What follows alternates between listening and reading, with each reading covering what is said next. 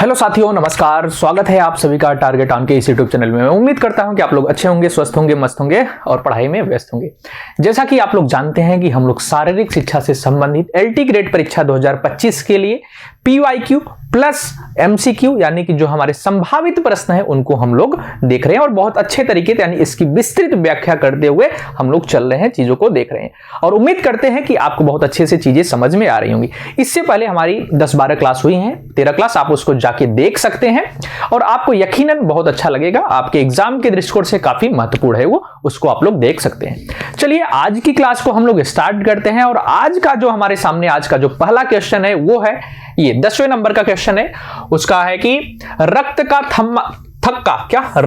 थक्का जमाने के लिए जिम्मेदार विटामिन कौन सा है? रक्त का थक्का जमाने के लिए जिम्मेदार विटामिन क्या है? जैसा कि मैं आपको बता दूं, मैंने आपको बताया था विटामिन के बारे में, कल भी बताया था, आज भी बता रहा हूं कि विटामिन इसकी बात करें तो 1911 में फंक द्वारा इसकी खोज की गई थी। किसके द्वारा? फंक द्वारा। और विटामिन की बात करें तो इसको दो रूपों में हम लोग देखते हैं। दो रूपों की बात करें तो एक है आपका जल में घुलनशील विटामिन। क्या? जल में घुलनशील, जल में घुलनशील विटामिन। और जो दूसरा है हमारा वसा में घुलनशील विटामिन। ये कई बार बता चुका हूं, वसा में घुलनशील, फिर भी मैं बता रहा हूं ताकि कोई दिक्कत ना रहे।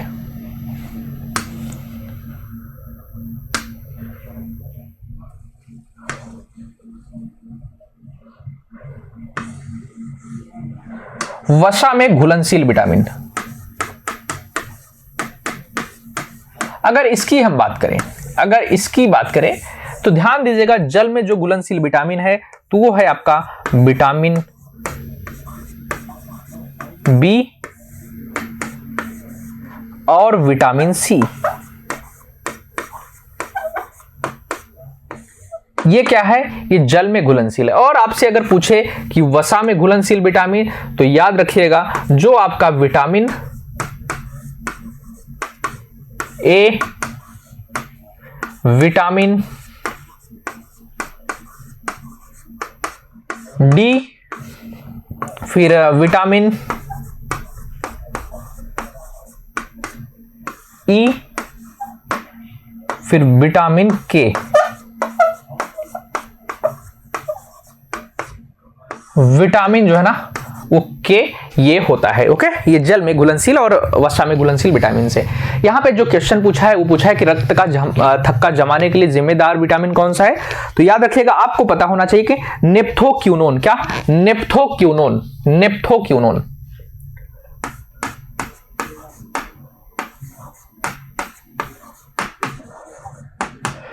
ये किसको बोलते हैं? तो विटामिन के। विटामिन के जो होता है ना, ये रक्त का थक्का जमाने के लिए जिम्मेदार होता है। कौन? विटामिन के की बात की जा रही है, विटामिन के की बात की जा रही है। अगर आपका विटामिन के ना हो तो सोचिए कि आपके शरीर में जो रक्त होता है ना, अगर उसका थक्का ना जमे तो अगर कहीं पे कट लगता है तो खून, आपका ब्लड जो है ना वो निकलता रहेगा। ओके, और वो थक्का जमने के कारण ही क्या होता है कि वो विटामिन बंद हो जाता है, विटामिन के द्वारा होता है। ओके, ये क्या होता है? ये जिम्मेदार होता है। ओके, विटामिन के रक्त का थक्का जमाने के लिए जिम्मेदार होता है। इस वजह से इसका आंसर जो होता है ना वो हो जाएगा क्या? विटामिन के। ऑप्शन सी नंबर इसका आंसर हो जाएगा, ऑप्शन सी इसका आंसर हो जाएगा। ओके, उम्मीद करते हैं कि आपको अच्छे से समझ में आ गया होगा। अब बात करेंगे आगे, यानी कि अगले क्वेश्चन की तरफ बढ़ेंगे। Question number 11। क्वेश्चन नंबर 11 में यहां पे आपको दो सूची दी गई है, यानी कि सूची नंबर 1 और सूची नंबर 2। अगर इसकी बात करें तो यहां पे कुछ समितियों को लिखा गया है, यहां पे डेट लिखा गया है, इनको क्रमवाइज सजाना है कि कौन सा किसकी स्थापना कब हुई थी उसकी बात है। अगर हम बात करें ताराचंद कमेटी की, किसकी? ताराचंद कमेटी की बात करें। अगर हम बात करें ताराचंद कमेटी की तो ध्यान रखिएगा, ताराचंद कमेटी की जो स्थापना हुआ था वो कब हुआ था? 1948। कब? 1948 में इसका हुआ था, यानी कि एक आपका तीसरा हो जाएगा। अब देखिए एलिमिनेशन जो होगा मेथड आपको अपनाना होगा, यानी पहले का तीसरा। अब ए में भी पहले का तीसरा है, बी में भी है और डी में है, सी में नहीं है, इस वजह से सी कट कर दीजिए। ओके, सी कट कर दीजिए, अपने आप कट हो गया। फिर बात करेंगे हम लोग शारीरिक शिक्षा मनोरंजन के केंद्रीय सलाहकार समिति परिषद की अगर इसकी बात करेंगे तो इसकी जो स्थापना हुआ था वो कब हुआ था, तो 1950 में। कब? 1950 में, यानी कि दूसरे का चौथा की बात करें तो दूसरे का चौथा किसमें है, तो दूसरे का चौथा बी में है और डी में है, यानी कि इसमें नहीं है तो ये भी कट जाएगा, यानी कि ऑप्शन बी भी कट जाएगा, ऑप्शन बी भी कट जाएगा। ओके, ऑप्शन ए जो है ना वो कट जाएगा, ऑप्शन ए वो भी कट जाएगा। अब बात करेंगे किसकी, अखिल भारतीय खेल परिषद। अखिल भारतीय खेल परिषद की अगर हम लोग बात करें तो इसकी स्थापना होती है 1954 में। कब? 1954 में, यानी कि सी का तीसरा। अब सी का तीसरा किसमें दिया गया है, सी का तीसरा किसमें दिया गया है, सी का तीसरा किसमें दिया गया है, सॉरी सी का दूसरा, ये दूसरा है ना, 1954 की बात करता है, सी का दूसरे की बात की जा रही है, दूसरा, तो ये दिया गया है सी का दूसरा इसमें, तो इस वजह से ये भी कट जाएगा और बचेगा आपका ऑप्शन डी। वैसे भी आप यहां तक पहुंच ही गए हैं, तो एडहॉक समिति की बात करें तो 1947 की बात करता है, 1947 की बात करता है, इस वजह से इसका आंसर क्या हो जाएगा, ऑप्शन आपका ऑप्शन बी, यानी कि 3 4 2 1, क्या 3 4 2 1, ये आपका राइट आंसर हो जाएगा, ये आपका राइट आंसर हो जाएगा। ओके, चलिए बढ़ते हैं अगले क्वेश्चन की तरफ, यानी कि क्वेश्चन नंबर 12। क्वेश्चन नंबर 12 की तरफ बढ़ेंगे हम लोग। निम्नलिखित में से मालिश का परिणाम नहीं है। आपसे पूछा जा रहा है मालिश, मसाज जो है ना उसका परिणाम नहीं है। शरीर के तापमान में वृद्धि, हड्डियों के घनत्व में वृद्धि, तंतुओं के लचीलेपन में वृद्धि और रक्त प्रचलन में वृद्धि। ये है आपका ऑप्शन, ऑप्शन ए, बी, सी और डी, ये है आपका ऑप्शन। अगर हम बात करें मालिश के परिणाम, मालिश जो है ना मसाज की बात करता है, ये फ्रेंच शब्द से बना है, क्या जो फ्रेंच शब्द है ना मसाज उससे बना है। अगर हम बात करें इसका तो मालिश का परिणाम क्या होता है कि आपके शरीर के तापमान में वृद्धि होती है, ये भी सही हो जाएगा। आपके तंतुओं के लचीलेपन में वृद्धि होती है, ये भी सही हो जाएगा मसाज का, और रक्त प्रचलन में भी वृद्धि होती है, ये भी हो जाएगा। यहां पे पूछा है नहीं, क्या पूछा है, मोस्ट इंपॉर्टेंट शब्द जो है नहीं। इसमें क्या है ना कि बहुत सारे लोग इसमें पढ़ेंगे कि निम्नलिखित में से कौन सा मालिश का परिणाम है, उनको नहीं दिखेगा, नहीं जो है ना नहीं दिखेगा, और वो इस प्रश्न को गलत करके आ जाएंगे। बट ध्यान दीजिएगा, जो आपका एग्जाम में सफलता का एक मूल मंत्र होता है वो होता है क्वेश्चन को अच्छे से पढ़ना। अगर आप लोग क्वेश्चन को अच्छे से पढ़ लेते हैं तो समझिए कि क्वेश्चन का 60% आंसर आप क्या है कि आपका हो जाएगा। ओके, बट सबसे मेन जो मोस्ट इंपॉर्टेंट है वो पढ़ना, क्वेश्चन को पढ़ना, क्या क्वेश्चन को जो है ना पढ़ना, रीडिंग करना में क्या है मोस्ट इंपॉर्टेंट है, उसको ध्यान दीजिएगा। यहां नहीं पूछा है तो हड्डियों के घनत्व में वृद्धि की बात, मसाज से हड्डियों के घनत्व में वृद्धि नहीं होगी। ऑप्शन बी इसका राइट आंसर हो जाएगा, क्या ऑप्शन बी इसका राइट आंसर हो जाएगा। बाकी शरीर के तापमान में वृद्धि, तंतुओं के लचीलेपन में वृद्धि, रक्त प्रचलन में वृद्धि, ये सभी चीजें किससे होती है, मसाज करने से, यानी कि मालिश करने से होती है। ओके, चलिए अगले क्वेश्चन की तरफ बढ़े, यानी कि क्वेश्चन नंबर नेक्स्ट। व्यायाम के निम्नलिखित में से कौन सा हृदय श्वसन संबंधी प्रतिक्रिया है, क्या व्यायाम के दौरान निम्नलिखित में से कौन सी हृदय श्वसन संबंधी जो है प्रतिक्रिया है। पहला क्या हो जाएगा, स्ट्रोक का मात्रा का बढ़ना, हृदय गति का बढ़ना, वेंटिलेशन दर का बढ़ना और एरोबिक शक्ति का बढ़ना। ये आपको बताया जा रहा है, ये आपसे बताया जा रहा है कि इसमें से कौन सा हो जाएगा। ऑप्शन दिया है केवल 1 2 और 3, केवल 2 3 और 4, केवल 1 3 और 4, केवल 1 2 और 4। तो देखिए अगर हम बात करेंगे व्यायाम के दौरान जो हृदय श्वसन संबंधी प्रतिक्रिया है ना उसमें क्या होता है व्यायाम के दौरान, तो ध्यान रखिएगा इसमें स्ट्रोक की मात्रा बढ़ सकती है, हृदय गति का भी बढ़ना होता है और वेंटिलेशन दर का बढ़ना होता है। इसमें एरोबिक शक्ति का बढ़ना नहीं होता है, इस वजह से ये ऑप्शन जो है ना ये गलत हो जाएगा और आंसर आपका हो जाएगा 1 2 3। क्या आंसर आपका हो जाएगा 1 2 3, केवल 1 2 और 3 इसका राइट आंसर हो जाएगा इस क्वेश्चन का, क्वेश्चन नंबर 13 का। किसका, क्वेश्चन नंबर 13 का राइट आंसर हो जाएगा। चलिए आगे बढ़ते हैं, क्वेश्चन नंबर 14। अपने आप सीखने की सर्वोत्तम विधि है, अपने आप, ध्यान दीजिएगा, लर्निंग की बात की जा रही है, अधिगम की बात की जा रही है, अपने आप सीखने की सर्वोत्तम विधि है। यह क्वेश्चन आप कॉमन सेंस के द्वारा ऑप्शन को देख के भी लगा सकते हैं। इसमें दिया है व्याख्यान विधि द्वारा, प्रक्षेपण विधि द्वारा, टास्क विधि द्वारा और प्रदर्शन विधि द्वारा। इसको आपको आंसर बताना है, इसका आंसर बताना है आप सभी को। देखिए, अगर हम बात करें तो प्रक्षेपण विधि को ऑब्जर्वेशन विधि भी कहते हैं। क्या? ऑब्जर्वेशन।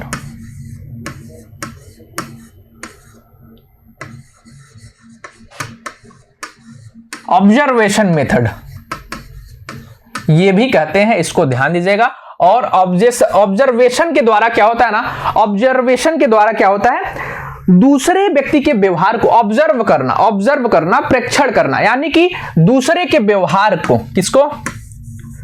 दूसरे के व्यवहार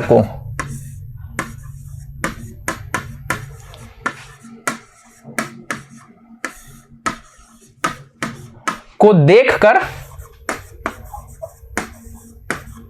दूसरे के व्यवहार को देखकर उनके कौशल को अपना लेना, उनके कौशल को अपना लेना, उनके कौशल को अपना लेना ही क्या है? प्रेक्षण विधि होता है, ऑब्जर्वेशन विधि होता है। इस वजह से इसका आंसर, राइट आंसर प्रक्षेपण विधि हो जाएगा। ऑप्शन बी राइट आंसर हो जाएगा, ऑप्शन बी राइट आंसर हो जाएगा। बढ़ते हैं अगले क्वेश्चन की तरफ, यानी कि क्वेश्चन नंबर 15। क्वेश्चन नंबर 15 की तरफ बढ़ेंगे कि 15 नंबर का क्वेश्चन क्या कहता है आपका। चलिए बताइएगा, इसमें निम्नलिखित में से क्या वंशानुक्रम का विषय है? यह भी कॉमन सेंस का क्वेश्चन है। क्या वंशानुक्रम का विषय है? आचरण, व्यक्तित्व के लक्षण और ढंग और शिष्टाचार, आदत और दिनचर्या। देखिए, वंशानुक्रम की बात की जा रही है। ओके, वंशानुक्रम की बात की जा रही है, जो चीजें आपको वंशानुक्रम प्राप्त होती है। देखिए, आचरण तो आप आगे जाके सीखते हैं। आचरण क्या है कि आपका जिस हिसाब का परिवेश रहेगा, जिस हिसाब का आपका पर्यावरण रहेगा, समाज रहेगा, आपका जो चौतरफा विकास होगा वो किस तरीके से होगा, ये आचरण आपका कभी भी हो सकता है। ओके, फिर ढंग और शिष्टाचार, ये भी आपके समाज के अनुसार होगा। आदत और दिनचर्या, ये भी आपके समाज के अनुसार होगा। यानी कि वंशानुक्रम का जो मोस्ट यानी कि बेस्ट यहाँ पे आंसर होगा वो व्यक्तित्व के लक्षण। व्यक्तित्व के लक्षण जो है ना, वो इसका बेस्ट आंसर हो जाएगा। ऑप्शन बी जो है ना, ये वंशानुक्रम का विषय हो जाएगा। व्यक्तित्व के लक्षण जो है ना, ये वंशानुक्रम का विषय हो जाएगा। ओके, चलिए आगे की तरफ बढ़ते हैं। क्वेश्चन नंबर अगला, बैडमिंटन खेल को एशियाई खेल में पहली बार किस वर्ष शामिल किया गया था? बैडमिंटन खेल को एशियाई खेल में सबसे पहली बार, एशियाई खेल की बात की जा रही है, ध्यान दीजिएगा, ओलंपिक की बात नहीं की जा रही है। देखिए, अगर हम बात करें बैडमिंटन की शुरुआत की ना, इसके बैडमिंटन खेल के स्टार्ट की बात करें तो इसका स्टार्ट जो होता है लगभग 1870 में। कब? लगभग 1870 में। 1870 में महाराष्ट्र के पूना में। कहां? महाराष्ट्र के पूना में इसकी शुरुआत होती है। कहां में? महाराष्ट्र के पूना में इसकी शुरुआत होती है, इसको ध्यान दीजिएगा। और अगर आपसे कभी पूछे कि भारतीय बैडमिंटन संघ की स्थापना, तो याद रखिएगा भारतीय बैडमिंटन संघ की स्थापना, भारतीय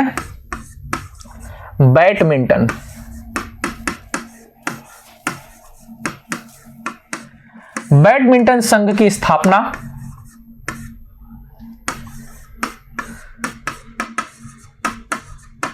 कब होती है? तो ध्यान रखिएगा 1934 में। कब?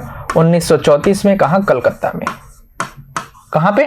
कलकत्ता में होती है। इसको ध्यान दीजिएगा, इसको ध्यान दीजिएगा, इसको ध्यान दीजिएगा। अगर आपसे एक क्वेश्चन और पूछ दे कि वर्तमान में कौन है इसके अध्यक्ष, क्या वर्तमान में अध्यक्ष अगर आप पूछ दे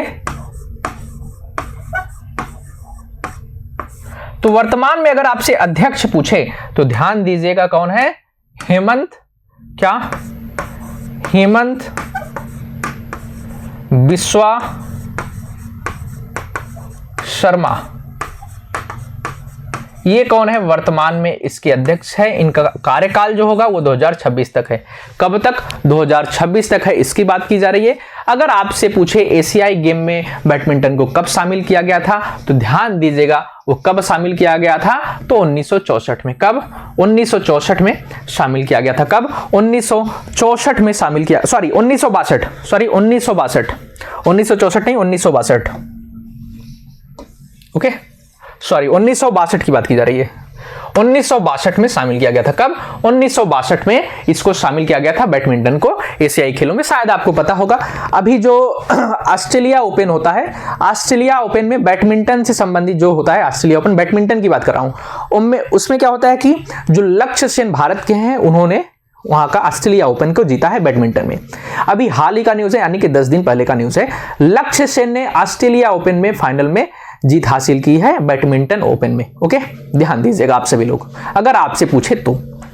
और ये 1962 में एशियाई गेम में शामिल किया गया था। एशियाई गेम की शुरुआत 1951 से होती है। कब, 1951 से इसकी शुरुआत होती है। इसको भी ध्यान रखिएगा आप सभी लोग। ओके, चलिए अगले क्वेश्चन की तरफ बढ़ते हैं, यानी कि क्वेश्चन नंबर हमारा 17 जो है, 17 की तरफ।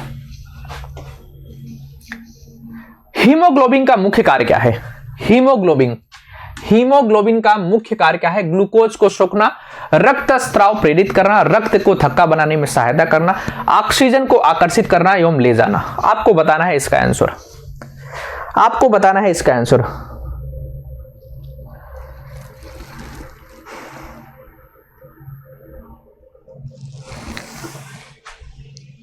देखिए, अगर हम बात करें हीमोग्लोबिन की, तो इसका मेन जो कार्य होता है ना, मेन जो कार्य होता है वो ऑक्सीजन का ना, क्या नाम है कि ऑक्सीजन को आकर्षित करना, उसको ले जाना होता है। और ऑक्सीजन तथा कार्बन डाइऑक्साइड, ऑक्सीजन तथा कार्बन डाइऑक्साइड का क्या है कि परिवहन का कार्य करता है, परिवहन का कार्य करता है। और शरीर में अम्ल और क्षार को नियंत्रित करता है। कौन? हीमोग्लोबिन। तो इसका आंसर जो हो जाएगा, right answer option D. Option D, oxygen को आकर्षित करना एवं ले जाना का कार्य कौन करता है? हीमोग्लोबिन करता है। कौन? हीमोग्लोबिन। बढ़ते हैं अगले क्वेश्चन की तरफ। क्वेश्चन नंबर 18, मेसोसाइकिल की अवधि कितनी है? मेसोसाइकिल की अवधि कितनी है? 10 से 15 दिन, 10 से 12 मास, और 6 से 12 सप्ताह, और 4 से 6 सप्ताह, और 4 से 6 मास की बात की जा रही है। देखिए, अगर हम बात करें अवधिकालीनता की, किसकी? ये जो मास, जो साइकिल की बात है ना, वो आता है अवधिकालीनता।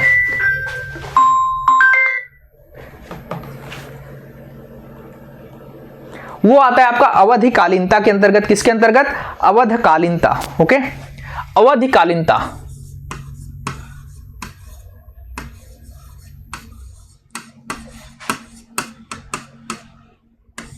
अवधिकालीनता की बात करें तो अवधिकालीनता को ना के मुख्य 3 तत्व होते हैं। कितने? इसके अवधिकालीनता के 3 तत्व हैं। अगर उन 3 तत्वों की बात करें तो 3 तत्व कौन कौन से हैं? तो देखिएगा, ये 3 चक्र होते हैं। कौन से? 3 चक्र होते हैं। वो 3 चक्र कौन कौन से हैं, अगर हम उसकी बात करें तो ध्यान दीजिएगा, एक हो गया पहला, एक हो गया आपका दूसरा, एक हो गया आपका तीसरा। पहला क्या हो जाएगा आपका? पहला क्या हो जाएगा? मैक्रो, क्या? मैक्रो चक्र, मैक्रो। और उसके बाद मैक्रो साइकिल, फिर उसके बाद चक्र बोल सकते हैं इसको, मैक्रो चक्र। फिर मेसो चक्र, फिर उसके बाद माइक्रो चक्र। क्या? माइक्रो चक्र की बात करता है, माइक्रो चक्र की बात करता है, माइक्रो चक्र।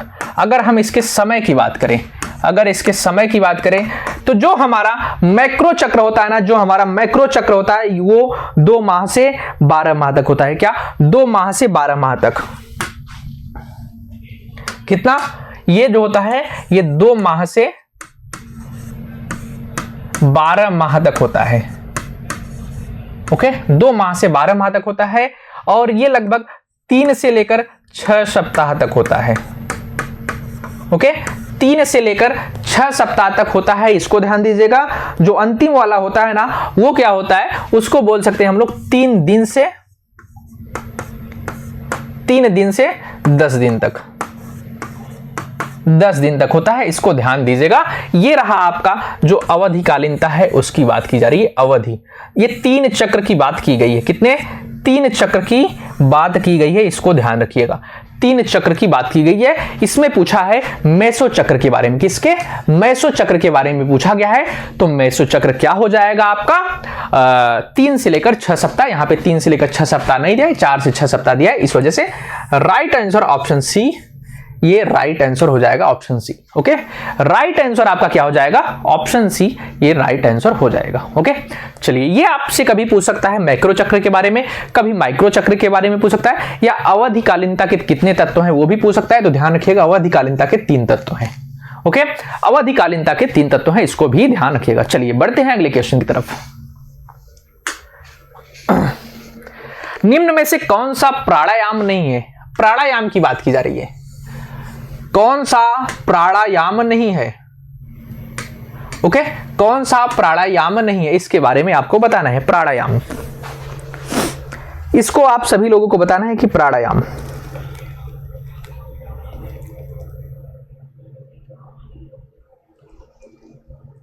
देखिए, अगर हम बात करें उज्जायिका, सूर्यभेदन, शीतलन, ये सभी जो है ना, ये सभी जो है किसके संबंधित है? तो प्राणायाम से संबंधित है। जो न्योली या नौली होता है, न्योली या नौली होता है ना, ये क्या है ना, ये प्राणायाम से संबंधित नहीं होता है। इसका संबंध जो है ना, इसका संबंध जो है वो किससे होता है? तो नियम से होता है। क्या? जो अष्टांग योग में नियम की बात की गई ना, इसका संबंध नियम से होता है। किससे? नियम से इसका संबंध होता है। नियम यानी शुद्धिकरण से संबंधित होता है। कैसा? शुद्धिकरण से संबंधित होता है। क्या? शुद्धिकरण से इसका संबंध होता है, शुद्धिकरण से इसका संबंध होता है, इसको ध्यान रखिएगा। जो नियम की बात की गई है, आपको पता होना चाहिए अष्टांग योग के बारे में, कि अष्टांग योग में हम लोग 8 योग को पढ़ते हैं, जिसमें हम की अगर बात करें तो यम हो जाएगा आपका, नियम हो जाएगा, आसन हो जाएगा, प्राणायाम हो जाएगा, प्रत्याहार हो जाएगा, धारणा हो जाएगा, ध्यान हो जाएगा और समाधि। ये 8 नियम हम लोग अष्टांगिक योग में पढ़ते हैं, और उसी में हम लोग प्राणायाम भी पढ़ते हैं, उसी में हम लोग नियम भी पढ़ते हैं। तो न्योली जो है ना, वो नियम से संबंधित है, न कि प्राणायाम से। क्या? ये नियम जो है ना न्योली से संबंधित है, जो सॉरी न्योली जो है ना, ये नियम से संबंधित है, न कि क्या नाम है कि प्राणायाम से। ओके, तो इसको ध्यान रखिएगा। इसका right answer option D, option D न्योली हो जाएगा। ओके, चलिए अब एक क्वेश्चन हम लोग देख लेते हैं पॉलिटी का। एक क्वेश्चन हम लोग देख लेते हैं, किसकी? पॉलिटी के क्वेश्चन को देख लेते हैं।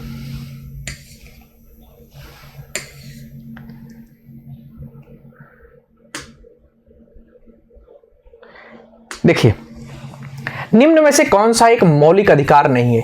मौलिक अधिकार नहीं है के बारे में पूछा गया है। देखिए, अगर मैं आपको बता दूं, अगर मैं आपको बताऊं किसके बारे में? मौलिक अधिकार के बारे में। देखिएगा, मौलिक अधिकार,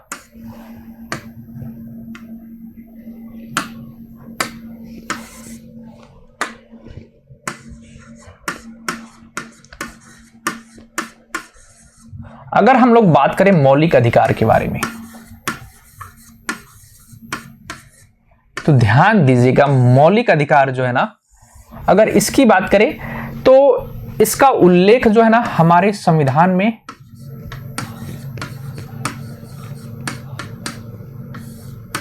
भाग 3 में इसका उल्लेख किया गया है। किसमें?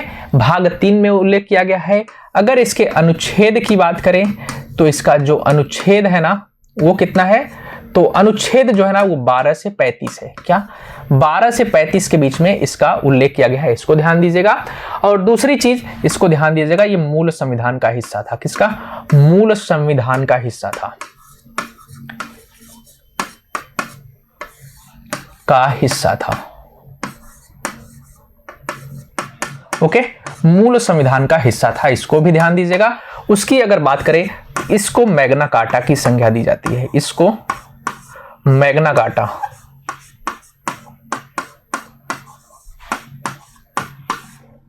कार्टा की संज्ञा दी जाती है।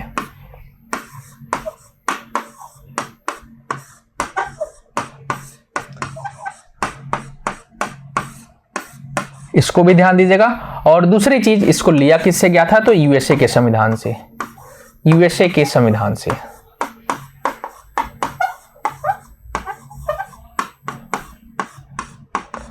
से लिया गया था, इसको ध्यान दीजिएगा। अगर हम बात करें, ये कुछ पॉइंट है आपको ध्यान रखना ही होगा, मोस्ट इंपॉर्टेंट पॉइंट है।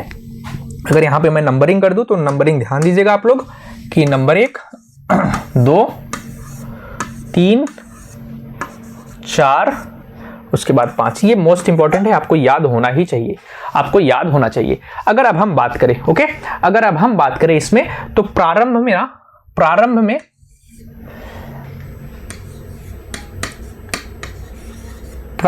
में इसमें 7 अधिकार प्रदान थे, 7 अधिकार थे। कितने थे? तो 7 अधिकार थे किसमें? प्रारंभ में। लेकिन क्या है, लेकिन की बात करें, लेकिन एक संविधान संशोधन होता है, लेकिन 44वां CAA 1978 के द्वारा ना यहां से एक अधिकार को हटा दिया जाता है, संपत्ति के अधिकार को, के अधिकार को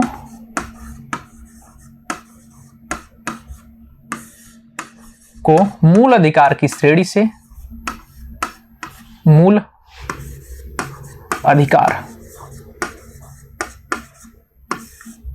की श्रेणी से हटाकर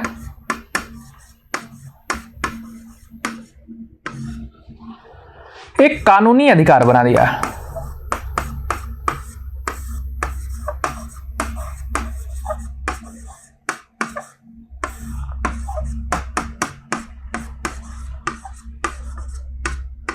एक क्या कर दिया गया? कानूनी अधिकार बना दिया गया, इसको ध्यान दीजिएगा। और इसका उल्लेख जो है, उल्लेख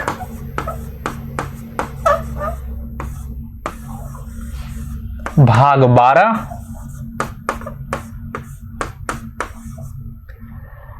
अनुच्छेद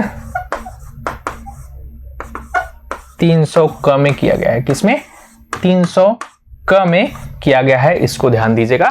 ये रहा आपका जो वो 7 अधिकार है, उसकी बात करें। जो अभी 7 अधिकार प्रदान किए गए हैं और जो 6 अधिकार बचे हैं उसकी बात करें, तो जो 6 अधिकार हैं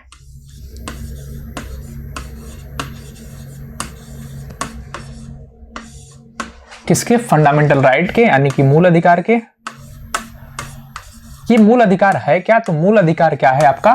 तो मूल अधिकार का तात्पर्य होता है कि व्यक्ति को राज्य के खिलाफ जो अधिकार प्राप्त होते हैं, यानी कि अगर व्यक्ति के अधिकारों का हनन होता है तो आर्टिकल 32 के तहत सुप्रीम कोर्ट और आर्टिकल 226 के तहत वह हाई कोर्ट जा सकता है सीधे। यानी कि राज्य व्यक्ति के अधिकारों का, जो कि भाग 3 में दिया गया है, उनका हनन नहीं कर सकता है।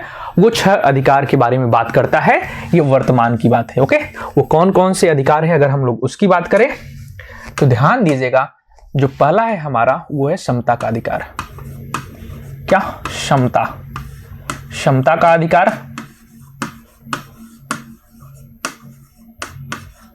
दूसरा जो है हमारा स्वतंत्रता का अधिकार।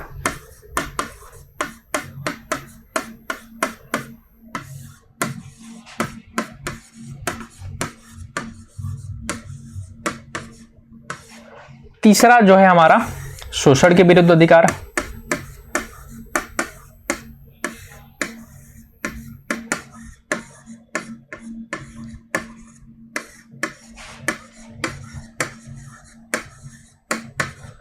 चौथा जो है आपका धर्म की स्वतंत्रता का अधिकार।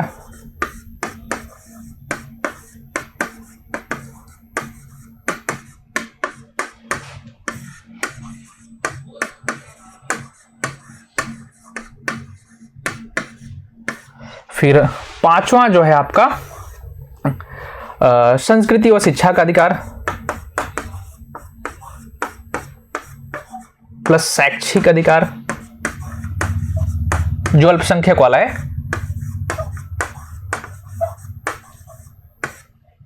फिर छठवां जो है संवैधानिक उपचार का अधिकार।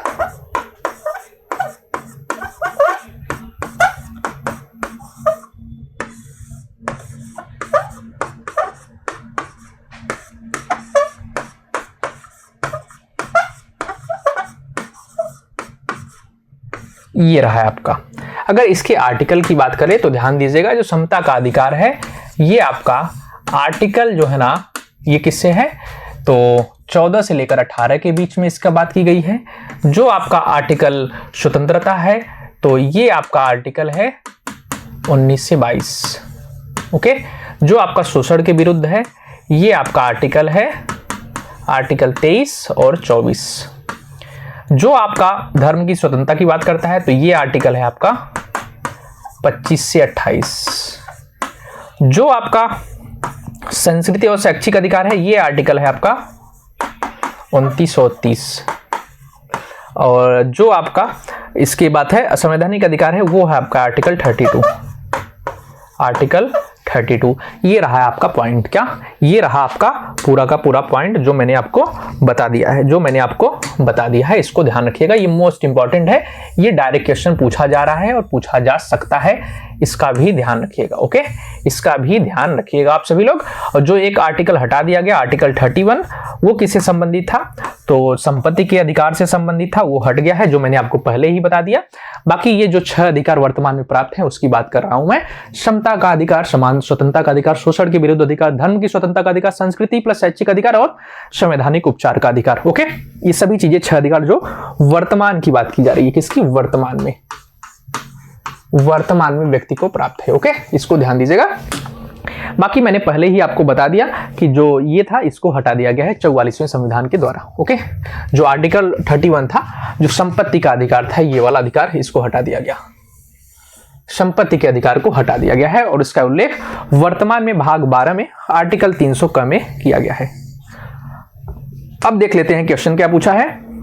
तो निम्नलिखित में से कौन सा मौलिक अधिकार नहीं है। स्वतंत्रता का अधिकार आपको पता ही होगा कि मैंने बताया है आर्टिकल 19 से 22, ये स्वतंत्रता का अधिकार की बात करता है। समानता की बात करें तो 14 से 18 की बात करता है आर्टिकल।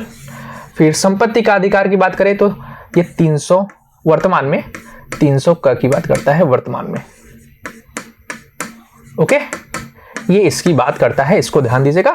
शोषण के विरुद्ध अधिकार आर्टिकल 23 और 24 इसकी बात करता है। ये तीनों, ये और ये तीनों क्या है आपका क्या नाम है कि मौलिक अधिकार है। बट ये संपत्ति का अधिकार अब मौलिक अधिकार नहीं रह गया है, संपत्ति का अधिकार अब मौलिक अधिकार नहीं रह गया है। इस वजह से इसका राइट आंसर क्या हो जाएगा, option C. Option C right answer हो जाएगा। उम्मीद करते हैं कि आपको अच्छे से चीजें समझ में आ गई होंगी। ये रहा आपके बारे में जो मौलिक अधिकार से संबंधित सामान्य चीजें थी, उसके बारे में मैंने बहुत अच्छे तरीके से आप सभी को बता दिया है और उम्मीद करते हैं कि आपको अच्छे से चीजें समझ में आ गई होंगी। ओके, इस तरीके से अब हम इस क्लास को करेंगे एंड और मिलेंगे आप लोगों से अगली कक्षा में। ओके, आप लोगों से मिलेंगे अगली कक्षा में। चलिए, सभी लोगों का बहुत बहुत धन्यवाद हमारे साथ जुड़ने के लिए बहुत बहुत धन्यवाद। जय हिंद।